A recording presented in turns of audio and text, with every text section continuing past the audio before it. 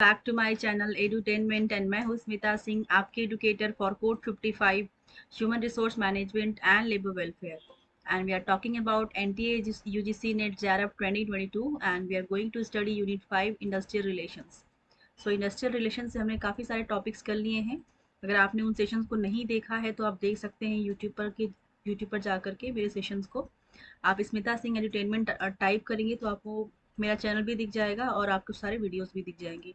अगर आप चाहते हैं कि सारे वीडियोस की नोटिफिकेशंस आपको मिलते रहे जब भी मैं अपलोड करती हूँ वीडियोस, तो आपको उन मेरे चैनल को सब्सक्राइब करना पड़ेगा एंड प्लीज़ बेल आइकन पे ज़रूर प्रेस कर दीजिएगा ताकि आपको नोटिफिकेशंस मिलते रहें.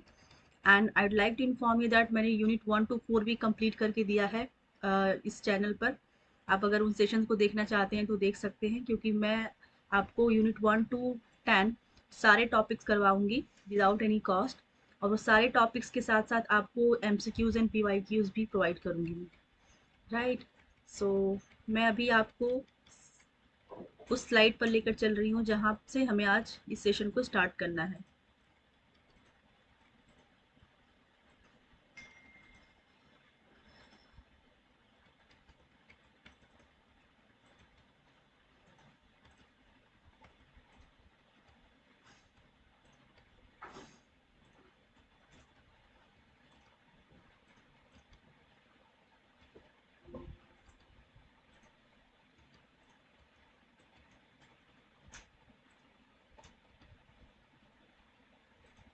राइट. सो लास्ट सेशन में हमारा लास्ट सेशन था उसमें हमने बात की थी difficulties in adoption of conventions and recommendations.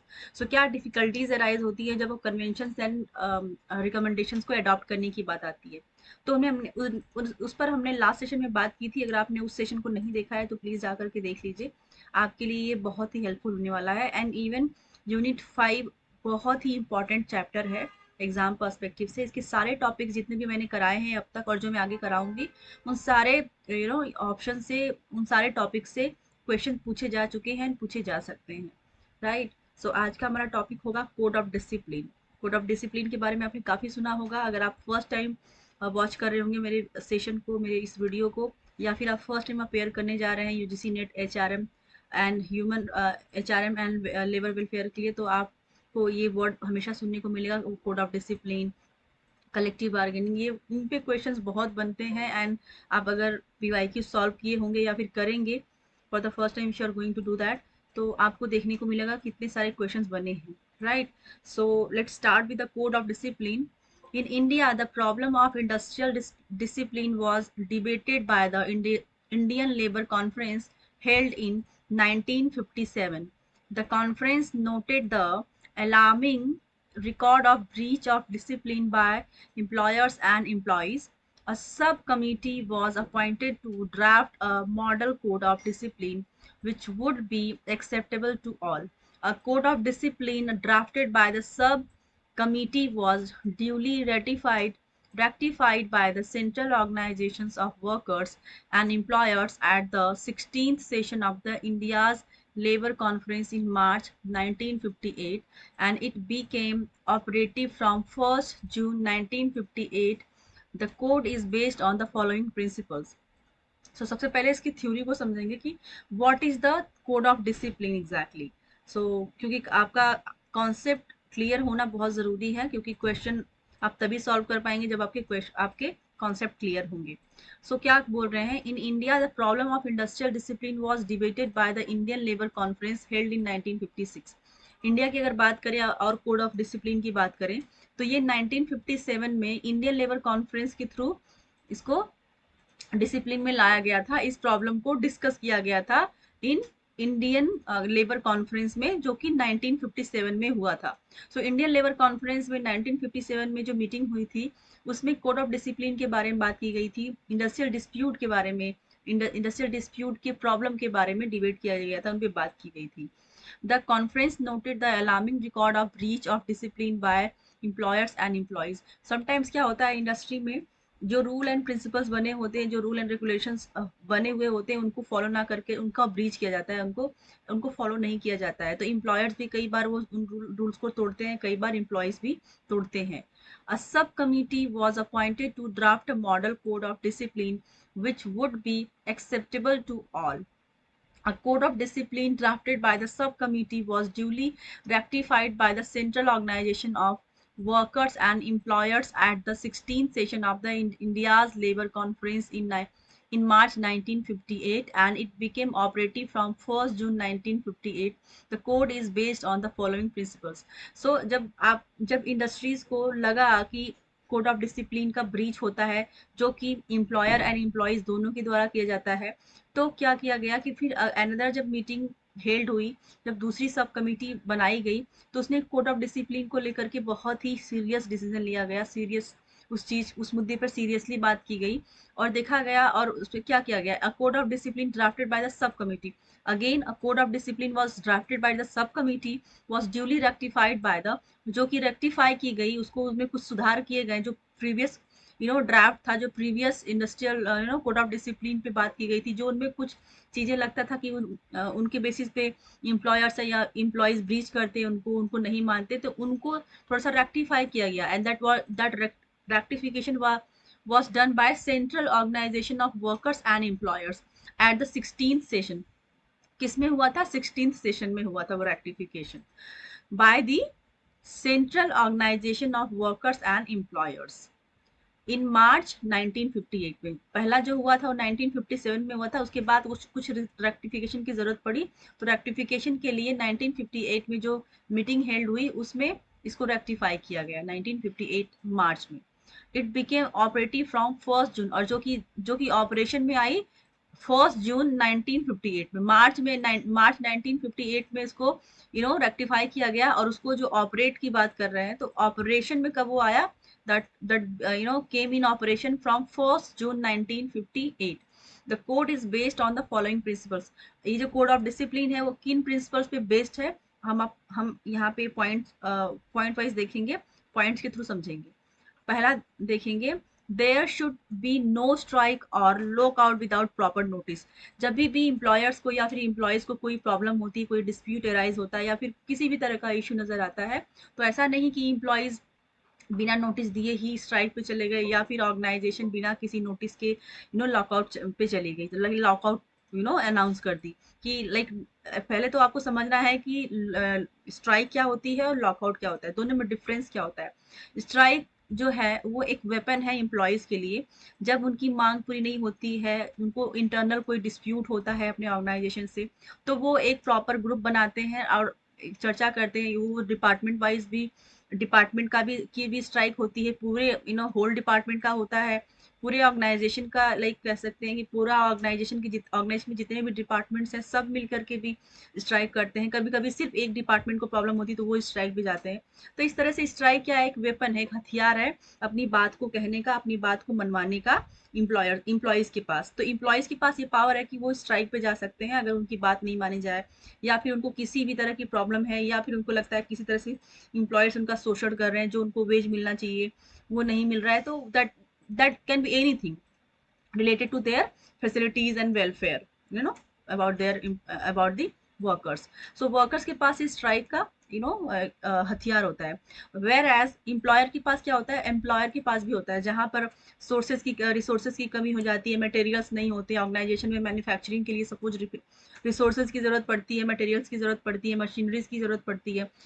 जब ये सारी चीजें जब शॉर्ट हो जाती हैं, जब रिसोर्सेज, मटेरियल एंड मशीनरीज की शॉर्टेज होती है, तो इन केसेस में क्या होता है, एम्प्लॉयर अफोर्ड नहीं कर पाती है एम्प्लॉयज को, तो क्या करते हैं, लॉकआउट कर देते हैं। लॉकआउट इन द सेंस कि कंपनी को टेम्पोरली बंद कर देते हैं, या फिर वो परमानेंट भी हो सकता है, राइट। तो लॉकआउट के केस में क्या होता है कि एम्प्लॉयर बोल देते हैं कि ठीक है, हमारे पास ना रिसोर्सेज है ना मटेरियल्स है, हम सर्वाइव नहीं कर पा रहे हैं मार्केट में, हमारे पास इतना प्रॉफिट नहीं हो पा रहा है कि हम एम्प्लॉयज को सैलरी दे पाए, तो इसलिए आप अपनी अपनी जॉब देख लीजिए, आज से इस कंपनी को हम बंद करेंगे। तो लॉकआउट के केस में क्या होता है कि एम्प्लॉयर के पास वो हथियार होता है कि अगर उनको लगता है कि सर्वाइव नहीं कर पाए एम्प्लॉयज के साथ, तो वो लॉकआउट कर देते हैं। वेयर एज एम्प्लॉयज के पास हथियार होता है कि अगर उनको उनकी मांग पूरी नहीं होती है, या फिर उनको किसी तरह का डिस्प्यूट होता है इंटरनली ऑर्गेनाइजेशन के अंदर, तो वो स्ट्राइक पे चले जाते हैं अपनी बात को मनवाने के लिए। तो ये हो गया लॉकआउट एंड और स्ट्राइक। तो गवर्नमेंट का जो रूल बना कोड ऑफ डिसिप्लिन के अंदर, उन्होंने ये बोला कि एम्प्लॉयर हो या फिर एम्प्लॉयज हो, एम्प्लॉयर बिना नोटिस दिए एम्प्लॉयज को लॉकआउट पे नहीं जा सकते, क्योंकि उनके पास टाइम, एम्प्लॉयर अगर लॉकआउट पे जा रहे हैं तो उनको टाइम देना होगा एम्प्लॉयज को, ताकि मीनवाइल वो अपनी जॉब्स, अपने करियर के बारे में सोच सके, वो अपनी जॉब की रिप्लेसमेंट की बात सोच सके, वो कहीं और ज्वाइनिंग के बारे में सोच सके। उनके पास टाइम होगा तभी वो कर पाएंगे, या तो उनको मॉनेटरी बेनिफिट दिया जाए, राइट। तो फर्स्ट ऑफ ऑल नोटिस दिया जाना चाहिए, वो नोटिस 1 मंथ का होना चाहिए मिनिमम, राइट। वो चीजें नोटिस कितनी टाइम पीरियड का होता है वो सारी चीजें हम आगे डिस्कस करेंगे। फर्स्ट ऑफ ऑल आपको एक समझना है यहाँ पे कि क्या प्रोसेस होता है, क्या क्या चीजें डिस्कस की गई, राइट। सो नोटिस के केस में एम्प्लॉयर को भी नोटिस देना होता है एम्प्लॉयज को अगर वो लॉकआउट पे जाते हैं, वेयर एज एम्प्लॉयज को भी नोटिस देना होता है अगर वो स्ट्राइक पे जाते हैं, राइट। सो यू नो तो ये एक रूल होना चाहिए ताकि सिस्टम मेंटेन रहे ऑर्गेनाइजेशन के अंदर। दूसरा देखेंगे, no unilateral action should be taken in connection with any industrial matter. तो क्या है कि कोई भी यूनिलेटरल एक्शन नहीं होना चाहिए इन connection with any industrial matter. कोई भी इंडस्ट्री का जो मैटर है उसमें कोई यूनिलेटरल एक्शन नहीं होना चाहिए। इन पे भी बात की गई, इस पे भी सुधार किया गया, इस पे भी रेटिफिकेशन किया गया, ताकि ना एम्प्लॉयर्स को प्रॉब्लम है, ना एम्प्लॉयज को प्रॉब्लम है, ना तो इंडस्ट्री को प्रॉब्लम हो। तीसरा देखा देखा हमने, there should be no recourse to go slow practice। there is no there should be no recourse to go slow practice। go slow का मतलब क्या होता है, पीछे अगर आपने वो सेशन नहीं देखा है तो आप जाकर के देख सकते हैं। स्ट्राइक्स वाले पार्ट में हमने स्ट्राइक पे भी डिस्कस किया था, स्ट्राइक वाला मैंने सेशन लिया हुआ था। तो उसमें एक स्ट्राइक होती है गो स्लो। गो स्लो में क्या होता है, इम्प्लॉयज आते हैं ऑर्गेनाइजेशन में, काम भी करते हैं, लेकिन वो काम उतने इफेक्टिव होकर नहीं करते, वो स्लोली काम करते हैं। जो पूरे दिन में सपोज कि जो पर्सन 1 घंटे में काम करता है जनरली, वो पूरे दिन में वो एक काम करते हैं, मतलब स्लो की जो 9 घंटे में आपको 9 घंटे का काम करना चाहिए हो ना, लेकिन आप उस केस में क्या करते हैं, जब गो स्लो स्ट्राइक पे जाते हैं तो क्या करते हैं कि काम तो करते हैं लेकिन नाम के लिए काम करते हैं, उसका कोई आउटपुट नहीं नहीं निकल के आता है ऑर्गेनाइजेशन के लिए। तो गो स्लो वाली टैक्टिस नहीं होनी चाहिए। इन पे भी बात की गई under the code of discipline. चार है, फोर्थ है, no deliberate damage should be cause to a plant और प्रॉपर्टी। मतलब डेलिबरेटली कोई भी डैमेज नहीं होना चाहिए। ऐसा नहीं कि अगर आप स्ट्राइक पे जा रहे हैं तो आप सबोटेज करें, तोड़फोड़ कर दें प्रॉपर्टीज का, नुकसान कर दें एम्प्लॉयर्स का, क्योंकि कहीं ना कहीं अगर एम्प्लॉयर्स का नुकसान होगा तो उसकी भरपाई कौन करेगा, राइट। सो उसकी भरपाई करने के लिए फिर वो इम्प्लॉय से ही पैसा लेंगे, इम्प्लॉयज की सैलरी से काटेंगे, या फिर किसी न किसी थ्रू से तो वो लेंगे ही पैसा, क्योंकि उनकी अपनी बात को मनवाने का मतलब ये नहीं होता है कि आप ऑर्गेनाइजेशन की प्रॉपर्टी को तोड़फोड़ कर दें, उनको सपोर्टेज कर दें। सो ये डेलिबरेट लाइक अनजाने में कोई चीज होती है दैट इज ओके, बट आप जानबूझ करके इस तरह की हरकतें नहीं कर सकते ऑर्गेनाइजेशन के अंदर। तो इन पे भी बात की गई कोड ऑफ डिसिप्लिन के अंदर। पांचवा है, acts of violence, intimidation, coercion और instigation should not be resorted to. So क्या कह रहे हैं कि जैसे कि सपोर्टेज नहीं होना चाहिए, तोड़फोड़ नहीं होनी चाहिए प्रॉपर्टी की, where as acts of violence, जहाँ पे वायलेंस की बात हो, लाइक अननेसेसरी अहिंसा फैला रहे हैं आप, हिंसा फैला रहे हैं आप, वायलेंस कर रहे हैं आप, अननेसेसरी चीजों को बढ़ावा दे रहे हैं, चढ़ा बढ़ा के कर रहे हैं, एक तरह से तोड़फोड़ कर रहे हैं, इंटीमेटली धमका रहे हैं, तो इस तरह की किसी को भड़का रहे हैं, तो इस तरह की सिचुएशंस नहीं क्रिएट होनी चाहिए ऑर्गेनाइजेशन के अंदर within the industry. Sixth है, the existing machinery for settlement of disputes should be utilised. जो एग्जिस्टिंग मशीनरी है, जो सेटअप किया गया है, सपोज कोई भी ऑर्गेनाइजेशन आपने देखा होगा तो उसके अंदर एक मशीनरी भी होती है, एक डिपार्टमेंट होता है, एक डिपार्टमेंट इन सेंस की अपने ग्रीवियांसेस को कहने के लिए आप उस डिपार्टमेंट में जा सकते हैं। पहले तो आप अपने मैनेजर को बताएंगे कोई क्या ग्रीवियांस है, क्या प्रॉब्लम है, किस तरह की प्रॉब्लम को आप फेस करें जो कि नहीं सॉल्व हो रही, जो अनसॉल्व्ड है।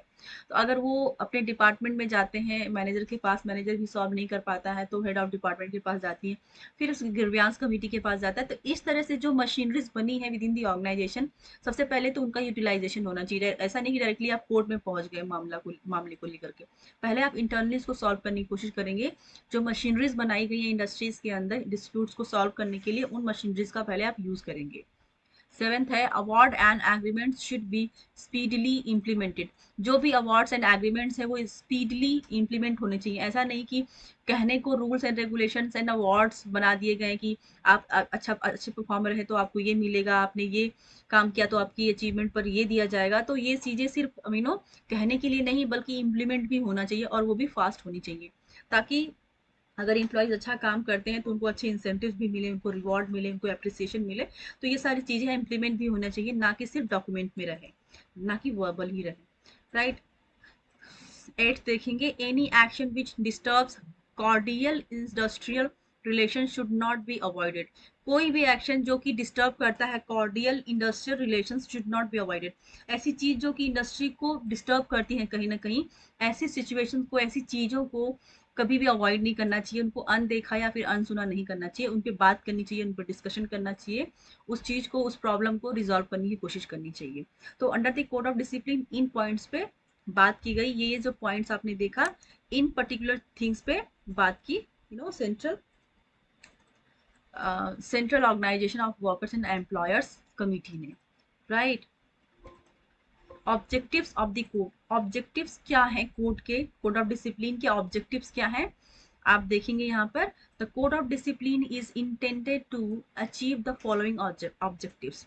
ऑप्शंस देखेंगे, maintain peace and order in industry. So code of discipline के अंदर मेन मोटो क्या था, इन सब चीजों, जो ये सारी चीजें बनाई गई, ये सारे नियम कानून बनाए गए, तो उनके पीछे उनका मोटो क्या है, उनका क्या मोटो है। मोटो ये है कि वो पीस, इंडस्ट्रियल पीस को मेंटेन करना चाहते हैं, इंडस्ट्रियल ऑर्डर्स को मेंटेन करना चाहते हैं, राइट। दूसरा है, जस्ट अ सेकेंड, दूसरा है promoting constructive criticism at all levels of management and employees. Promote करना constructive criticism at all levels of management and employees.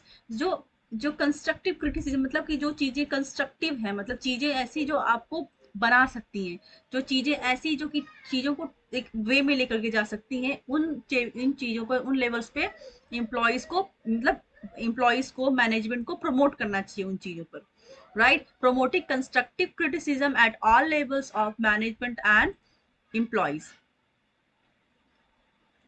So क्या कह रहे हैं कि अननेसेसरी जब कोई चीज प्रमोट की जाती है, सपोज कोई क्रिटिसिज्म ही है, आप किसी के बारे में, किसी चीज के बारे में इंडस्ट्री के अंदर खराब तरीके से उसको फैला रहे हैं, र्यूमर फैला रहे हैं, या फिर क्रिटिसाइज कर रहे हैं बैडली, तो वो क्रिटिसिज्म या तो अच्छा भी हो सकता है, क्रिटिसिज्म का मतलब ऐसा नहीं होता है कि वो बुरा हो सकता है या फिर अच्छा ही हो सकता है, वो दोनों तरीके से हो सकता है। तो उन चीजों के अगर आपको लगता है कि अच्छा है तो उसको फैलाना चाहिए, अगर लगता है कि खराब है, नहीं करना चाहिए, तो उस पर भी काम करना चाहिए। तो क्या करें, उन चीजों को प्रमोट करना चाहिए, प्रमोट इन द सेंस कि उसको रोकने में भी प्रमोशन करना चाहिए और उसको बढ़ाने में भी। अगर अच्छा हो तो उसको बढ़ाने में प्रमोट करिए, बुरा हो रहा है तो उसको रोकने में प्रमोट करिए। तो इस तरह से लाइक क्या कह रहे हैं, promote constructive criticism at all levels of management and employees. तीसरा है avoiding work stoppage in industry. जैसे एम्प्लॉयज क्या है कि छोटी छोटी चीजों पे स्ट्राइक पे चले जाते हैं, ऐसी चीजें नहीं होनी चाहिए, क्योंकि इन्हीं पे कमांड रखने के लिए ये कोड ऑफ डिसिप्लिन को लेकर के आया गया है।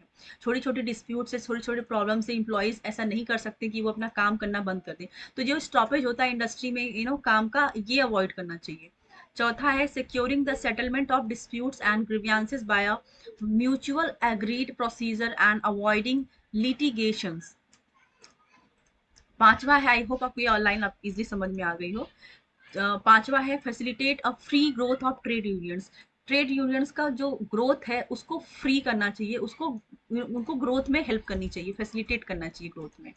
Bringing home to the employees and management the importance of their recognition of one and others right and responsibilities. एक दूसरे के राइट्स को एंड रिस्पॉन्सिबिलिटीज को समझना चाहिए, उन पे बात की जानी चाहिए, उनको वापस लेके आना चाहिए, right. Eliminating all the forms of coercion, intimidation and violence of the rules and regulations governing industrial relations। so क्या कह रहे हैं कि जो ये सब अननेसेसरी चीजें होती हैं, कोवर्जन, इंटिमिडेशन, किसी को धमकाना, वायलेशन क्रिएट करना, सबोटेजन करना, सबोटेज करना प्रॉपर्टीज को, तो इस तरह के जो अननेसेसरी चीजें होती हैं जो कि बहुत ही नुकसान देती है इंडस्ट्री को, इन चीजों को एलिमिनेट करना चाहिए। तो जो ऑब्जेक्टिव है कोड ऑफ डिसिप्लिन का, वो यही है कि सारी चीजों को, अगर आपने एक सार देखा तो ये देखा कि चीजों को ठीक तरीके से किया जाना चाहिए, एम्प्लॉयज और एम्प्लॉयर के दोनों के वेलफेयर की बात की गई कोड ऑफ डिसिप्लिन के अंदर, राइट। आई होप आपको ये सेशन पसंद आया होगा। अगर आपको पसंद आया होगा तो प्लीज़ मुझे कमेंट सेक्शन में कमेंट करके बताइएगा कि आपको कैसा लगा ये सेशन। एंड अगर आपको लगता है कहीं पे भी मैंने लैग किया हो या फिर जल्दबाजी की हो या फिर लगता है कि आपको और मुझे और एक्सप्लेन करना चाहिए था इन टॉपिक्स को, तो आप मुझे प्लीज़ बताइएगा कमेंट सेक्शन के थ्रू। मैं उस पर वर्क करूँगी। And thank you so much for watching me. Thank you very much.